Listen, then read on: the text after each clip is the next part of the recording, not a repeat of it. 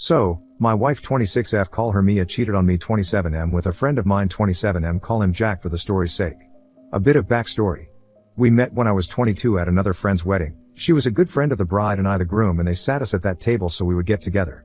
When I first seen her, I was completely taken back by how beautiful she was, and when she sat down and we began to talk, we found out we had a lot of things in common. We clicked instantly.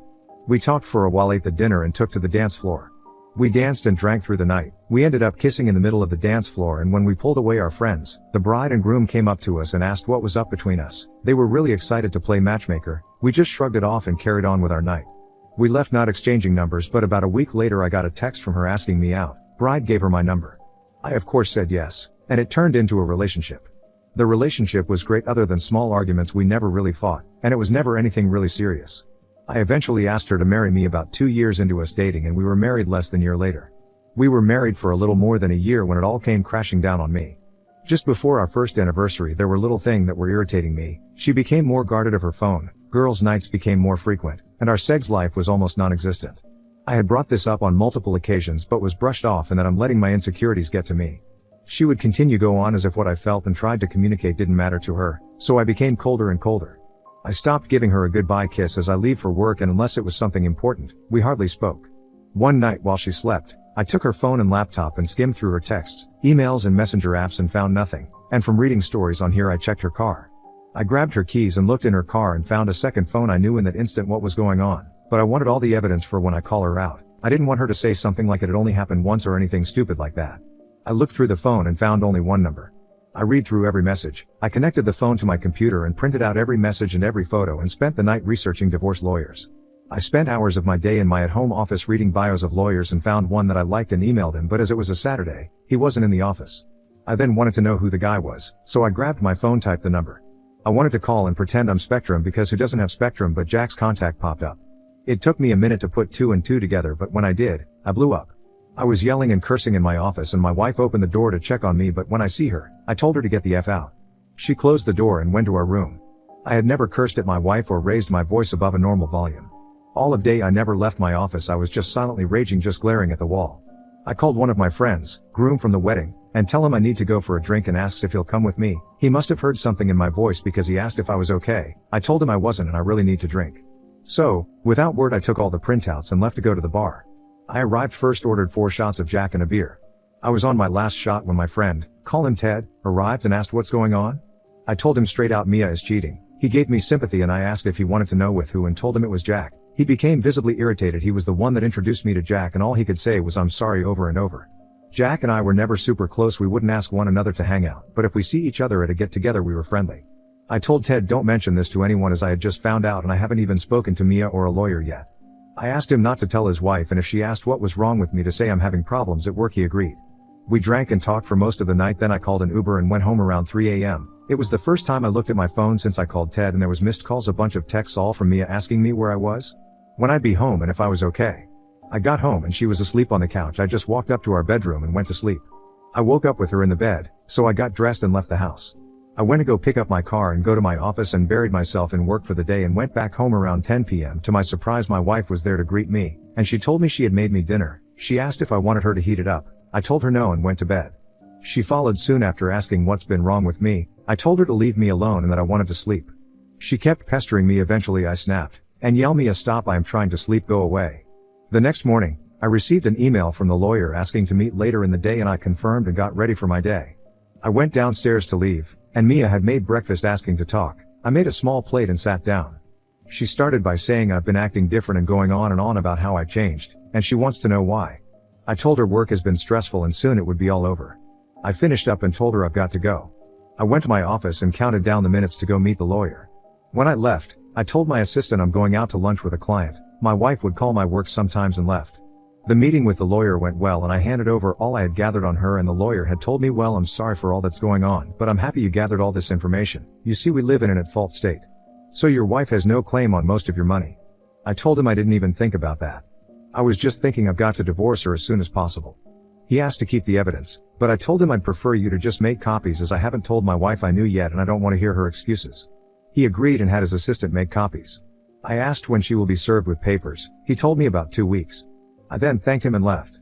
I went home to confront my wife. When I arrived, she wasn't home. So I called her, no answer, called again, no answer. I texted her, I don't give a F if you're riding Jack right now, get home, we need to talk. Lo and behold, she calls me not a minute later asking what I was talking about. All I told her was get home now. She arrives about 15 minutes later and I said to her, wow, look at that 15 minutes, that's about the same distance between here and Jack's, isn't it? She looked at me dumbfounded. I gave her a minute to gather herself, but she was just looking at me and I said, well, nothing to say. She tried to deny and gaslight me, and I let her continue on. She worked herself up and started to insult me. I slammed my fist on the table to shut her up and pulled out the evidence at first and showed it from the side and said, look at this mountain of things I gathered on you. Then I showed her each printout at a time. She then tells me to stop and started to cry. She tried to apologize and tells me she loved me. I said, honey, what happened to that energy you had before? You were so adamant on degrading and insulting me just a minute ago. She tried to hug me and tell me how sorry she is. I put my hand out and told her, don't touch me. She says, we'll go to the bedroom and do whatever I like. I looked her deep in her eyes and told her, sweetheart, I will never touch you again. Do you want to know who else has these photos and messages? My lawyer. I'm divorcing you. Now get a bag, gather your clothes and get the F out of my house. That was 3 days ago, and I haven't heard from her. I'm sorry about how long this is and if there are any spelling errors. I'm curious to those have been where I'm at. What can I expect from here? Thank you for reading. Update 1. After I posted the first part of this, you all have given me a ton of advice, so I followed most of it.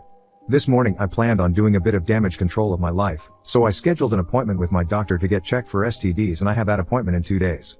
Next, I started contacting all the people close to me, my father and a few friends. They all have been really supportive, offering their own advice and asking if I need help with anything, but as I got this crap on lock, I declined.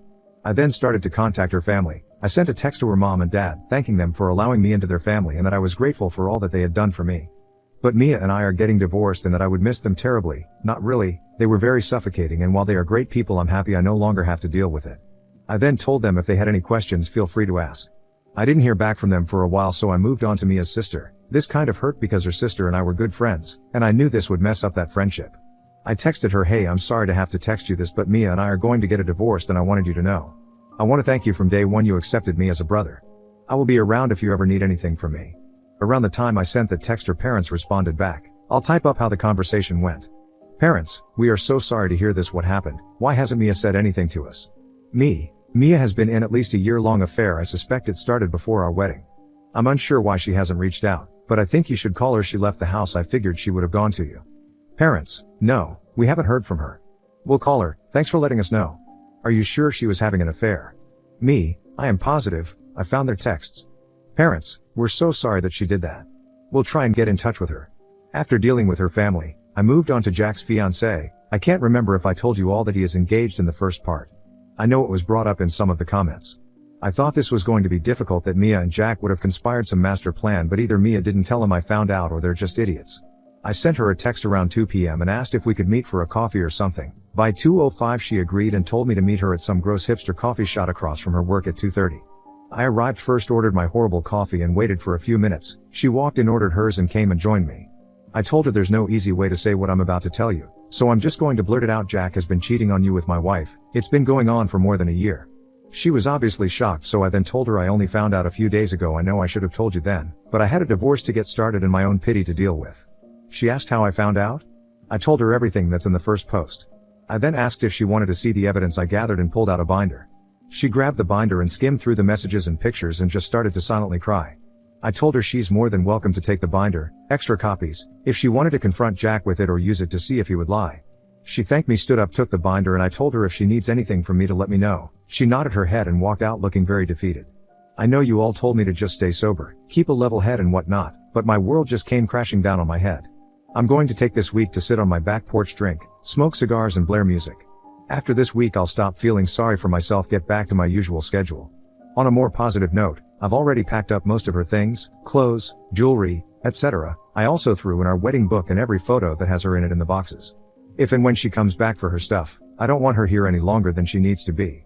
Also, before you ask, no, I didn't ruin her clothes other than a few picture frames. Nothing's broken. As of right now there's nothing else happening. I told everyone I needed to tell. My doctor's appointment is scheduled. My lawyer's hard at work to get me out of this nonsense, and 90% of her things are in boxes. I really don't know what's left if she stays out of my hair. This might be the smoothest divorce ever. Thank you for reading. Advice is always appreciated. Update 2. Hey everyone, I'm sorry I've been missing in action for a while and didn't respond to comments and messages, but I think I've caught up, and now for the update. So, since the update I've been enjoying my pity party, drinking and more drinking. I'd say this is my first semi-sober moment since I found out about everything and can't really put into words how I feel. I guess numb is an accurate word. In the last update I told you all I notified everyone and the only one that didn't respond was Mia's sister who I was very close to. Well, that night I wrote the update. I had continued my drinking binge after I posted and passed out on my back patio with a bottle and a few beer cans surrounding me, and woke up to the smell of breakfast being cooked. My first thought was, oh Christ, Mia came back and thinks that breakfast was going to make up for what she's done. I worked myself up to a rage and threw myself out of the chair ready for a screaming match, but to my surprise it was Mia's sister. Call her Emma. I stood there for a moment trying to calm myself back down, but when Emma seen I was awake she sprinted to me and wrapped her arms around me. She didn't say anything to me, she just took my hand and led me to the table and put a plate in front of me. As I ate, she told me how sorry she was, and that when her sister showed up to her house and just said that we were having problems and it would be fine in a few days. Then told me that when I texted her that we were divorcing, she asked Mia if it would be fine. Why is he divorcing you? Apparently Mia just broke down and told Emma everything. I scoffed and said there's no way she told you everything and proceeded to tell her all that happened. Emma told me that Mia had said it was a one-time thing and that I was blowing it out of proportion. I told Emma that I have no intention of getting back together with Mia, and if that is why she's here she's wasting her time, and if she's in contact with Mia, Emma needs to tell her to find a lawyer. She laughed and said she wasn't here for her sister, she was here for me. She told me that of course she'd be there for my sister, but that her and I are friends, and she wouldn't abandon me, especially when I didn't do anything wrong. I stood up and went to her side of the table and just hugged her. I was so worried that all this BS that's going on would ruin her and my friendship, and hearing her say that made me feel so much better. Emma stayed with me for 2 days, guest bedroom, and left this morning as I am preparing to leave for my cabin. I had it before the marriage, Mia can't touch it. I was gathering my hunting and fishing equipment. She asked if she could join me, but I told her as much as I would like that she should probably go check in on her sister. She agreed, hugged me and left. I am truly grateful to Emma for being there for me, and before any of you say she's into me, she's not. She's also 20 and that's way too young for me. It's just a really great friendship. I almost forgot to say I went to the doctors, got tested, and the results should be in on Monday. I've reached out to Jack's fiancée a few times just to check on her. She tells me she's fine and she doesn't know what to do. I told her if she wants to meet anytime next week so she could vent. I'm more than happy to listen. Thank you all so much for reading, reaching out, and all the praise you've all given. You all have been a light in a truly dark time in my life. To any of you who are going through this, as I am, the only thing I can say is keep your head down, focus on what you really want. If it's divorce or if you reconcile, set your goals one at a time. In my case, lawyer then doctor and notifying everyone close. Keep it off the internet though, also set time aside to get your feelings out. Thank you again, and sorry these updates are always so long. Update 3. In my last post I told you all about Emma coming to my house and staying for a few days. She left when I was leaving to go hunting at my cabin. Good news, I got a buck, a nice fat 8-pointer. I got him on my first day out there, which I'm very happy about as it left me the rest of my time to go fishing. I only caught 2, but they were decent size, so I made one my dinner and butchered the other. I spent the rest of my stay at the cabin cleaning my deer and enjoying the views of nature. Other than a drink or two a day, I spent my trip sober as I promised. My drinking was only for last week. Now on to the last few days. I got a call from my doctor and I'm all clean. It's not such a shock as Mia and I haven't had much passionate nights in a few months, but all the same you can never be too sure. I reached out to Jack's fiancée but didn't hear back for some time. She eventually responded back telling me she's staying with her family right now. She didn't really go into detail much, but her staying with her family, you can only assume as I do that means it's not going so well. At least she's with family, safe and with all the support that she could need. I told her if there is anything I can do, all she has to do is reach out. She asked me to meet and get coffee the following day, which I of course agreed to. The following day we met at the same gross hipster coffee shop and talked for about 2 hours. We talked about everything that happened with Mia and I. She wanted to know what steps I was taking, if I was divorcing or if there was any chance I would reconcile. I told her after someone cheats in my book, that's it, that the amount of selfishness and disrespect it takes to cheat, let alone for a year. She obviously didn't care for me. I asked her what her plan was. She told me she's confused about everything, that everything she thought was truth turned out to be lies. She wasn't sure what her next move should be, if she should move on or if she should forgive him. I told her if you could forgive someone for cheating on you for that amount of time, she's a better person than me. She told me all of her family was telling her that she should forgive him and go on to get married. I told her I was going to be blunt with her and went on to say, just because it's what your family wants doesn't mean you need to follow along. Then said Jack obviously doesn't care about marriage and what it all means. He cheated on you, his fiancée, with my wife. If that doesn't show you, he's not marriage material. I told her she needed to do what she thought was right and not to have anyone other than herself make decision that will affect her life. I told her when I found out all I could do was think of a way my heart could trick my brain into thinking of some way I can accept it and forgive her, but I just couldn't do it. I also said I only talked to one person, but I had already made my decision, and no one could change my mind. I bet when you went to stay with your family you had a pretty good idea of what you were going to do, but you let too many people in, and they all gave their own take on it. I finished by telling her all she needed to do was to follow her gut, that her brain and heart will always lie to her, but if her gut feels something's off 9 out of 10 times her gut's probably right. She soon after thanked me and we left each other and went home. The following day I got a message from my lawyer that Mia had successfully been served at work. I thanked him for all his work, especially in the time frame he's gotten it done. Not long after that, Emma called and told me Mia hasn't left her room all day and she's sobbing in bed. I told her she was served and is probably realizing how bad she messed up. Emma asked me how the cabin was, and if I got anything. I told her everything I did and how my time was there. We talked for a moment and hung up, after I prepared myself and my house for my wife's explosion. I figured if there was any time, it would be soon, now that she's been served. So now I am waiting patiently, biding my time. I have Advil on standby for what I can only assume is going to be a bad ache, I told my friend, and he agreed if Mia showed up, he would race over to be a witness just in case all else fails. I'm currently waiting for Hurricane Mia to tear through my house. If or when she does, I'll send out another update. Thank you all for reading. Update 4. About an hour or so after I posted last, I was waiting for Mia to show up at the house and go ballistic. I had no real reason she would do anything, but given everything that's happened I never really knew the women. I went around to all the cameras that I had up and made sure they were working properly, both the ones inside and outside. I called my friend letting him know that Mia was served today and if she shows up he needs to get to my house as soon as he could. I am not going to jail because of this woman. Turns out I was right because Mia had shown up at the house banging on the door screaming to let her in.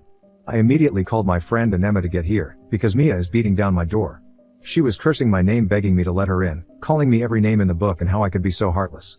She's not wrong because the entire time she was screaming and banging on the door all I could do was laugh. I then wondered why she didn't just walk in. She still had keys, at least to my knowledge. When my friend showed up, she was still screaming and cursing, so he started to record on his phone and stayed in his truck, but this idiot brought his wife with him, Mia's friend, so she got out and tried to calm her down. She walked up to Mia, putting her arms around her and trying to get her to talk to her. Mia then slapped her across the face, screaming at her to mind her own business. That made my friend, who now has a video of it, to call the police. She continued to scream and curse until the police got there. When they did, she tried so hard to play the victim. One of the 2 officers walked up to her, and she started to cry and tell them I hit her and threw her out of the house. My friend and his wife had told the other officer that when they came to the house she was yelling and banging on the door, so they couldn't confirm that I didn't do what Mia said I had done. After that officer was done talking with my friend and his wife, he came to my door, and when I opened it Mia said, "There, that's him. He hit me. I want him arrested." He started to put me in cuffs. When I told him I can prove that she's lying to you, all I need is my phone. The officer stopped and told me to show him the view from the outside cameras. After reviewing the video, he apologized for jumping to conclusions and automatically assuming I was the one in the wrong. I told him I didn't fault him, but he then told me that they received 15 calls total from my neighbors, and apparently during Mia's rant she had screamed out, "He hit me." So the officers had already made their judgment. After having to deal with the police for about a half hour, Mia ended up being put in cuffs and charged with disturbing the peace, public intoxication and a DUI. As the police took Mia to the car, Emma showed up and came to me asking what had happened. I showed her the video on my phone of it all. The officer then came up to me to hand me the case number and some other paperwork. Emma starting to ask questions about the charges, so I just went back inside.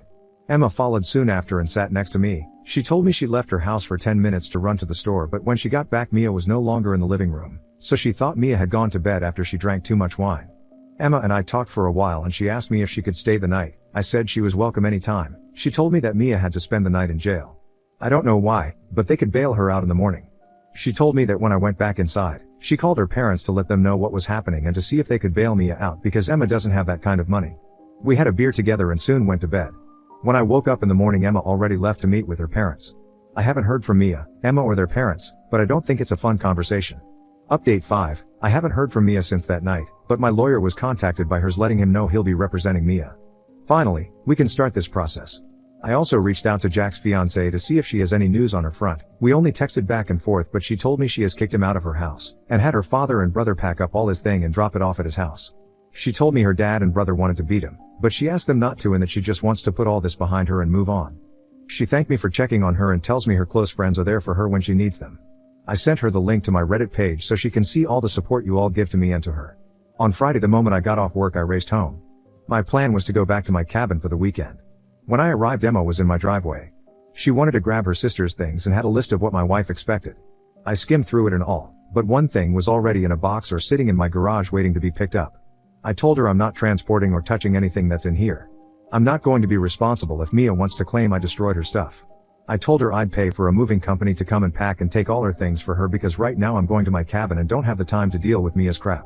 She said that would be great and hopes I have fun. She took a box of Mia's clothes and put it in her car.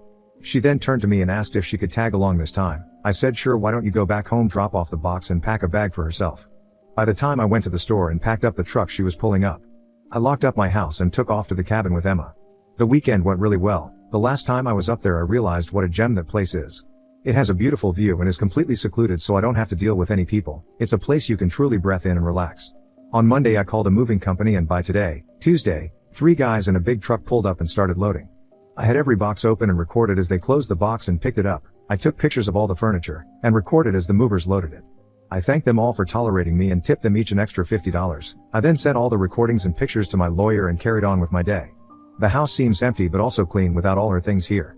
When I started this process, my lawyer told me not to get rid of anything that could be considered shared, so I put most of the furniture in a storage unit. I've been sleeping in the guest room since she left, so up until I started writing this post, I've been buying all new furniture. I'll most likely be keeping the majority of it in the garage now that I have the space. I won't be keeping the house even if I win it in the divorce. It holds too many now bad memories. Thanks for reading. Update 6. It's been a while since I've posted. I coach high school baseball, so between getting this divorce done, dealing with my soon-to-be ex and coaching these kids, I don't have much free time at the moment. Quite a bit has happened, so this might be a long post, so please bear with me. A few days after the movers took her things to Mia, my lawyer received some paperwork saying I damaged her things and demanding I pay her $1,500 or she would be taking me to court over it. My lawyer sent her all the videos and pictures asking exactly where the damages were that he claimed I made. He told me all this does is tell the judge will get how unhinged she is, and it might be a headache now, but when it's time for court this will all be perfect evidence. I don't think her lawyer was ready for how meticulous I am and that I will photograph and document everything. When I found out about my wife's affair, I was for some reason pulled to this page and read all of the horror stories about the things these people's former spouses did to them, and I absolutely refuse to be another one of those stories. I've prepared myself for almost every outcome and accusation she could make. I wouldn't put anything past her at this point. Mia had called me once every other day, but I never pick up. If she leaves a voicemail, I don't bother listening to it, I just send it to my lawyer. Every time I send my lawyer something he always tells me you are a lawyer's wet dream, you listen to everything I say, you gathered a mountain of evidence on your own. I have yet to have a client that has done so well. Wasn't exaggerating when I said he says that every time, but it also puts a smile on my face every time. Getting that reassurance from him that I'm doing everything the right thing just makes me feel a little bit better about this whole situation. About 2 maybe 3 weeks ago my lawyer told me that we have enough evidence to bury her outside of court, and if it fails it would look good on us for trying, so we set a date, a week ago, to meet in a neutral lawyer's office. Before we met, he told me no matter what, don't react to anything that Mia might say, and that we do will be recorded for a judge will read if it goes to court. We arrived in the early morning and went into the office. To my surprise she was already there waiting with her lawyer. We walked in and the lawyers started greeting each other. Mia and I sat there silently waiting for what was going to happen. Mia's lawyer started by asking what we had to offer. Mine scoffed and said with the mountain of evidence of the infidelity and Mia's inappropriate behavior after the only thing we'll offer is half of the selling price of the home and half of the savings account. That's more than any judge would award you. Basically, what you came into the marriage with you'll be leaving with. Then he looked directly at Mia and said, if you decide to go to court, I will put every message making you read it all out loud, then I will put every photo up for all into court to see, but he didn't say that at the time, and make you describe in detail what you're doing in each photo. Then I'll bring up your recent charges and play the video that was taken that night. Mia started to tear up looking at me asking if there was anything she could do to make this right. I said, you've been cheating on me since before our wedding. All I can prove is a few weeks before the wedding, but I expect it was much longer. There is nothing at all you could possibly do to make me forget or forgive you for what you've done. Sign the papers, it's more than you deserve, and I want to be done with this whole sham you created. She cried obnoxiously for 15 minutes, having to excuse herself to the restroom. When she returned, she was still in tears but signed the papers and walked out not long after. So in about a month everything will be filed and all I'll have left to do is sell the house. I want to thank you all for reading and all of the advice you've given. I don't see anything else happening, but I could be wrong, and if it does, I'll let you know, but this will probably be my last post. So again, thank you all. I hope what's happened to me has helped at least one person out there.